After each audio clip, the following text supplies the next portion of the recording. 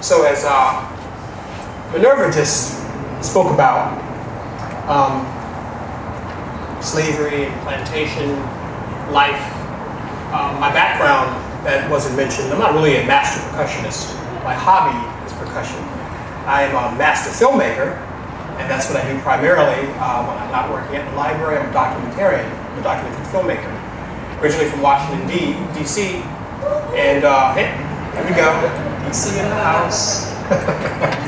And spent most of my life traveling and learning more about my culture and other cultures, because I specialized in documentaries about people, social, anthropological, who we are, why we are, and how we think. So oftentimes when I was going out doing lectures, I had a lot of young people asking me about filmmaking, and they would talk about the places that I've been, and when I would also talk with them about African American history, oftentimes I discovered that they didn't really know too much about their own history, their own African American history. And I asked them, well, why don't you know more about your own history? Should we switch to this one? Can you hear me okay? Switch to this one. Okay. I hear a little feedback. And so oftentimes they would ask me about, when I would talk to them about their African American heritage and history, they didn't really know, especially when I moved here to Charleston. I was amazed at how much they didn't know about the culture that was here in Charleston, sometimes their own Gullah heritage that was here in Charleston. And so they say, well, everything is so tragic, and everything is so sad, and everything is about death and dying and beatings and auctions and slave auctions. And I turned on the light and I said, I get it. And I said, if I can sit down and tell you stories about Africa before the Middle Passage, will that help you think more about your heritage and who you are and where you're from?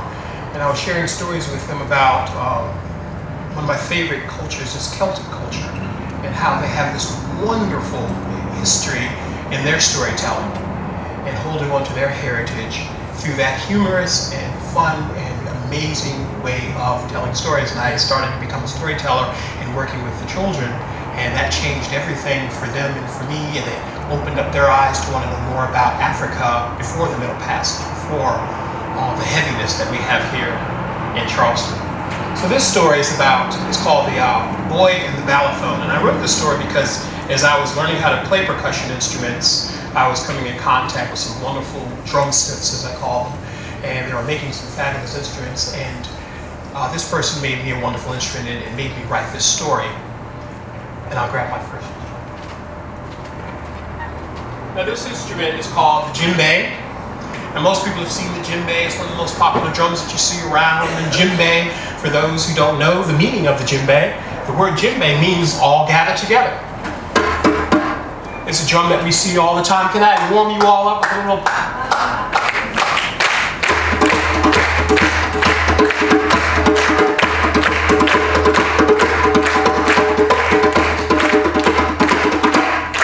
So the djembe means all gathered together. And this is the story of a little boy, and it's called The Boy and the Balafone. And he heard a man playing his djembe under a beautiful tree. And he came up to that man and he said, "Sir, that is a wonderful drum. What is that drum called?" And he said, "My little friend, it is called a djembe." And he said, "Oh, I want to learn how to play the djembe. I want my own djembe."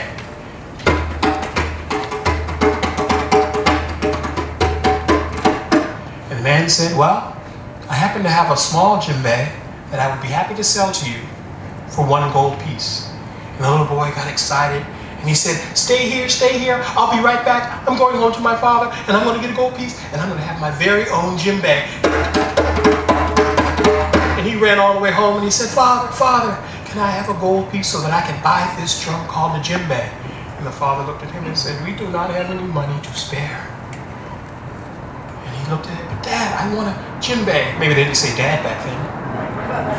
But we're going to say Dad now. "But Father, Baba," that's the word actually, Baba, "can I please have that drum?" And he said, "We do not have the money for a drum.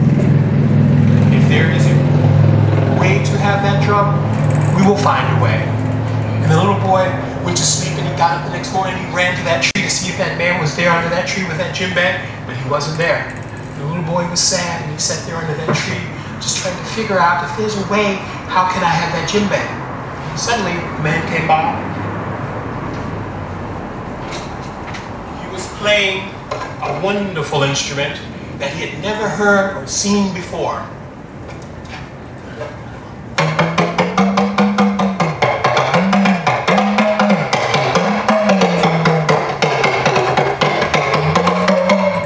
And he said, "What is that?" And he says, "Oh, my little friend, this is a talking drum." And it changes his voice like a human being. That's why we call it the talking drum. And he said, "Oh, I have to have a talking drum. I need a talking drum. Everyone should have a talking drum." And the man said that I would be happy to sell you this talking drum. You know what? Better yet, I need a goat. If you have a goat to trade me, I would be happy to trade you a talking drum for a goat. And he got excited. We have goats. He ran home to his father. "Father, Baba, Dad, do you have a goat that we could trade?" The father said, "We need all of our goats. We cannot trade our goats. Our goats are more important in some cultures than gold. We need our goats." And he said, "Father, but please." He says, No. We need to keep our goats. Your sister is going to be married soon. And you know that when she's to be married, her dowry must have plenty goats. She will not make a good wife." And he was mad at his sister. And he fell asleep and he rushed to go to that tree the next morning to see if that man there was there with a talking drum. He was not. And suddenly in the distance he heard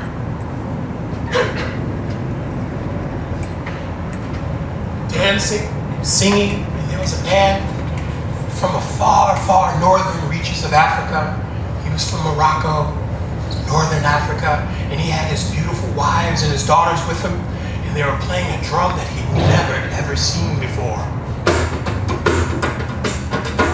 And that drum had a tambourine on the inside, and it was not made of wood like most drums are made of. It didn't even have goat skin. It was made of metal, and it was hammered and made with these beautiful flowers. And he began playing.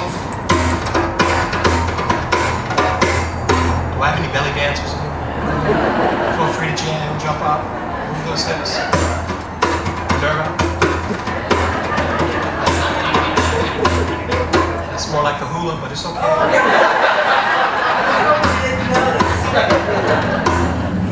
And he said, "Oh, I need a darbuka. It's so beautiful, it's so shiny, and it has a tambourine." He said, "Please, can I have that darbuka?" And the man said, "I would be happy to give you this darbuka if you have gold and goats." And his face just fell to sadness, and he knew he wasn't even going to waste his time going home to his father, asking if he could have a darbuka, because he knew what the answer would be. And his father sat there looking at him sad, and he said, "Go down to that forest, in the center of the forest, and find me some hard wood. Bring me 10 pieces of the hardest wood you can find." And he went out into the woods, and he came back, and he carved with his father, and his father told him that there's always another way. You shouldn't look so sad. It's not about having money. It's not about the goats. Next day he said, "Go out into the field and get me those gourds that were drying in the sun. Gather those gourds up for me and bring them home." And he brought the gourds, and his father and him cleaned the gourds. And the next day the little boy got up and went down to the tree, and there was no more percussionists, no one playing the djembe, no one playing the darbuka, no one playing the talking drum. And he sat there under that tree, and he noticed that sitting behind the tree was a wonderful looking wooden something.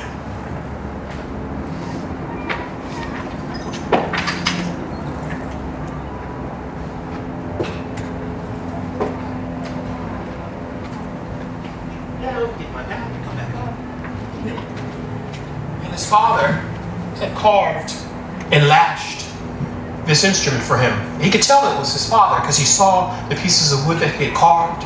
He saw the gourds underneath the bottom. he had collected and dried in the sun, and he saw the hammers or the mallets, and he saw his father's silhouette just standing out in the field, just watching him. And he remembered the words of his father, that if there is a way, we will find a way. You know, if you look around and you have your creativity and your imagination, sometimes what you dream or what you wish for can come true. Sometimes you have to make it yourself and use your own hands. And he sat down and he began to play.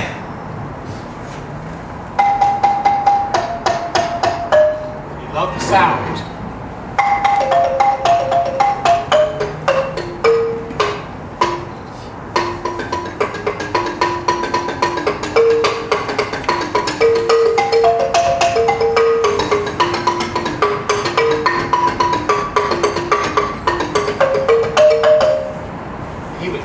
They're playing and watching the animals, and you can see the giraffes moving as they ran across the Serengeti.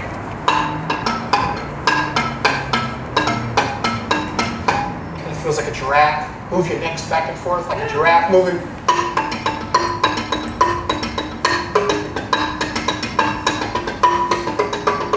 And you can watch the gazelles jumping and dancing in the field.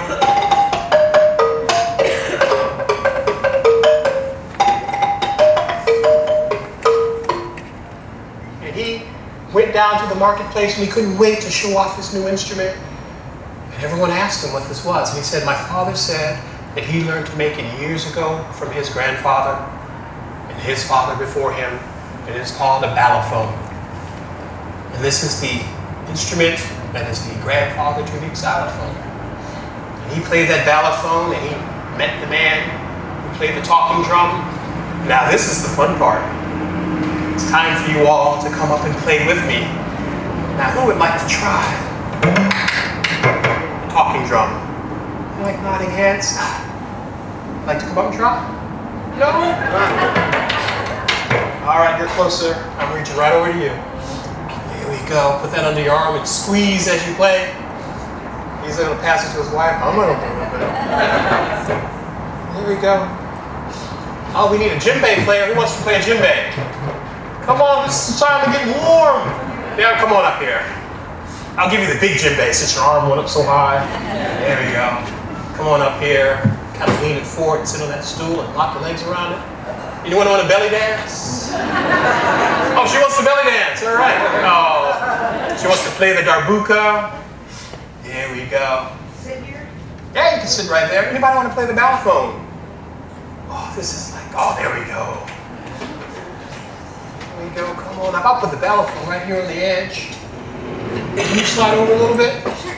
Now the best part about storytelling, and when you learn about African storytelling, you find out that much of their storytelling is done through music, is done through the drum. The drum is the heartbeat of life and everything that is important. A lot of people think that, oh, the Africans, they didn't read and write. But they did read and write. They did it through their music. They did it through their song. They did it through the drum. Like the hula that you were doing earlier? Yes. The hula was a language. When it was outlawed, many people lost their heritage and their culture and their history until they discovered that the hula in each one of those movements had a story that was part of their heritage history. So music is so important. So give me the heartbeat of 1, 2, and just keep that going. 1, 2, 3, 4. Just hear something over there. Now keep the beat. Now just pick 3 keys and hit hard.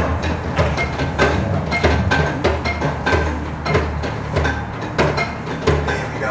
1, 2, 3, 4.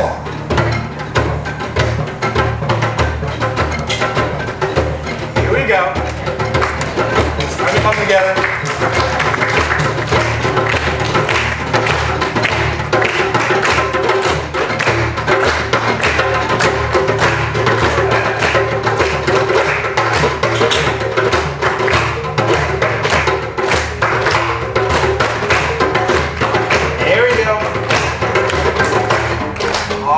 Very good. Oh, I'm not done yet. We're going to see how well you can take it. Let's go a little bit faster. And you do this. Palm the hand to get the bass. And out here for a slap. Keep that going. that going. Now we're gonna do with it.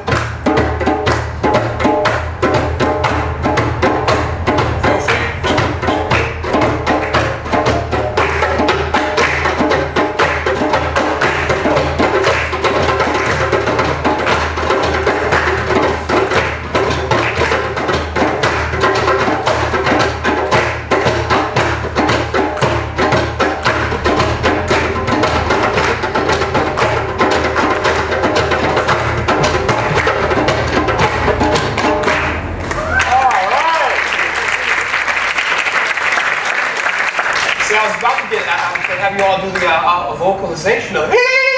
Come on, go free. Get that beat again, a little bit faster.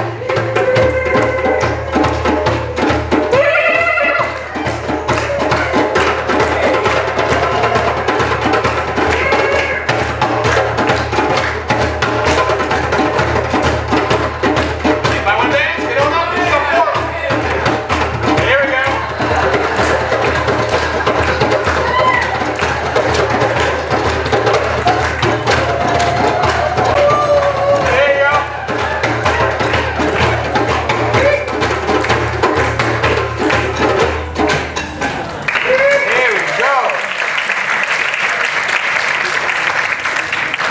So once you play the drum, as I told the children that I was working with, once you play the drum and you hear these happy stories, and you hear these wonderful stories about childhood, and you hear stories of fathers working with their sons, you find out that not everything is so tragic, not everything is so sad. We all have tragedy in our cultures, unfortunately.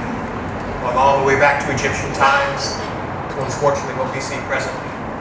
But we have to find that beauty in the storytelling, the beauty in the music, and find that love and happiness. And if there's a way, we'll find a way to make everything better, peaceful, and happy. I'm Julian Gooding. Thank you very much.